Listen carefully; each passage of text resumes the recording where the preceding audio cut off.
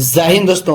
आज के इस वीडियो में हम आपको बताने वाले हैं क्लास 10th के मोस्ट इम्पोर्टेंट क्वेश्चन, जो कि हर साल एक क्वेश्चन 5 नंबर में या फिर 3 नंबर में पूछा ही जाता है।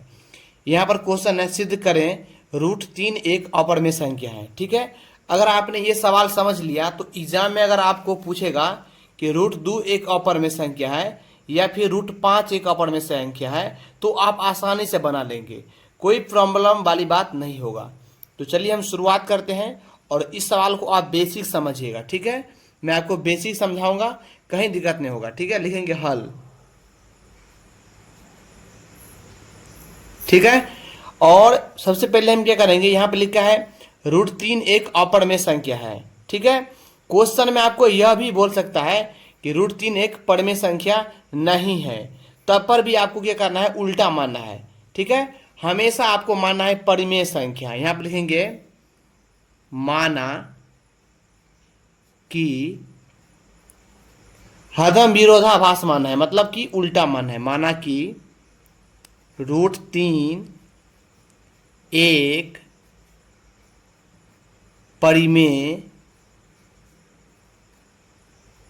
संख्या है। आपको हमेशा परिमेय संख्या मानना है। ठीक है, परिमेय संख्या को हम लोग, जैसे ये √3 को हम परिमेय संख्या माने हैं, तो परिमेय संख्या को हम लोग हमेशा p/q के रूप में दर्शाते हैं। तो ये हमें लिखना होगा, तो हम लिख दिए और लिखेंगे जहां p एवं q कोई पूर्णांक है और q बराबर नहीं होता है 0। ये आपको सारी क्वेश्चन में लिखना पड़ेगा। ठीक है, अब आगे बढ़ते हैं, लिखेंगे √3 बराबर p/q। अब हम दोनों तरफ वर्ग कर लेते हैं। वर्ग का मतलब होता है पावर 2, घन का मतलब होता है पावर 3। ठीक है, तो यहां पर हम लिख लेते हैं दोनों बगल वर्ग करने पर, वर्ग करेंगे तभी रूट हटेगा, इसलिए हम लोग वर्ग कर रहे हैं। तो लिखेंगे इस बार √3 का होल स्क्वायर, मतलब वर्ग हुआ, p/q इसका भी होल स्क्वायर। ठीक है, देखिए अब हमें करेंगे, यहां पर लिखेंगे स्क्वायर से रूट हट जाता है तो यहां पर 3 आ जाएगा। ठीक है, यहां पर p² हो जाएगा। ठीक है, यहां पर भी q² हो जाएगा। इसका मतलब ये हुआ कि p का पावर 2 है तो p 2 गो है, q का पावर 2 है तो इसका मतलब q 2 गो है। तो यहां पर हम लिख लेते हैं विस्तार से, ताकि आपको अच्छे समझ में आएगा। p गुने p और q गुने q, ये हमने लिख दिया।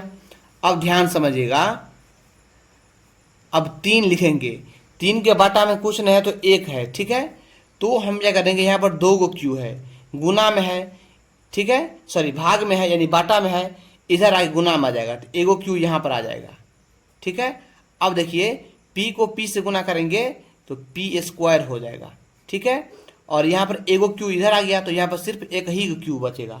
ठीक है, देखिए p को p से गुना करेंगे तो p² और एगो q भाग में है, इधर आके गुना में आ गया तो एक ही q बचा। तो देखिए बाटा वाले को हम लोग अंश हर रहता है तो उसको हम भिन्न कहते हैं। ऐसे मान कर रखिए p² अंश है, q हर है, तो अंश हर किस में होता है, भिन्न में होता है। और यहाँ पर 3 q है तो q को हम लोग पूर्णांक मानते हैं, यहाँ पर जहाँ q कोई पूर्णांक है। तो यहाँ पर लिखेंगे इस तरह से, आप 2 पेन है, देखिए ये दाहिनी भाग है और ये बायां भाग है। ठीक है, ये दाहिनी भाग है तो हम लिखेंगे दायां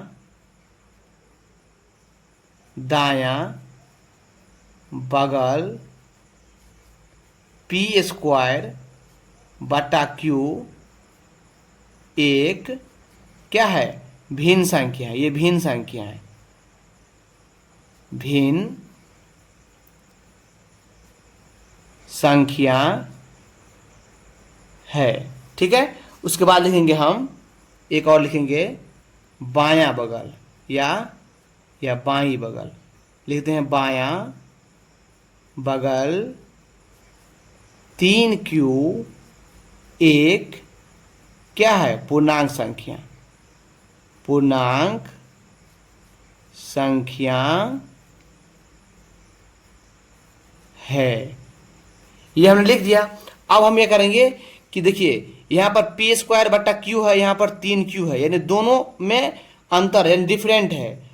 और यहाँ पर भिन्न संख्या और यहाँ पर पूर्णांक संख्या, तो भिन्न संख्या बराबर कभी नहीं होता है पूर्णांक संख्या। तो ये बात हमें लिखना भी पड़ेगा। लिखेंगे भिन्न संख्या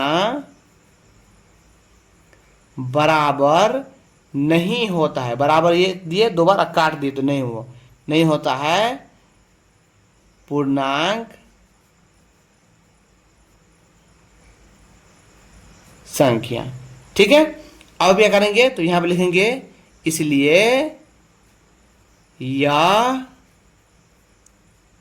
विरोधाभास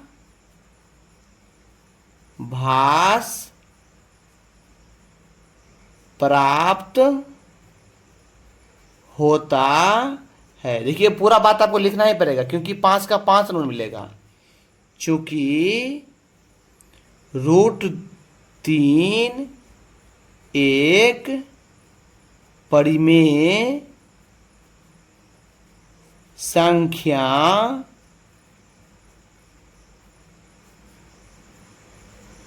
नहीं है। विरोधाभास माने है उल्टा, हम लोग माने थे ऊपर में। ठीक है, यानी अपरमेय को परमेय माने थे, इसीलिए विरोधाभास लिखे हैं। लिखेंगे इसलिए √3 एक अपरिमेय संख्या है। ये हमारा प्रूव्ड हो गया, यानी साबित कर दिए हम।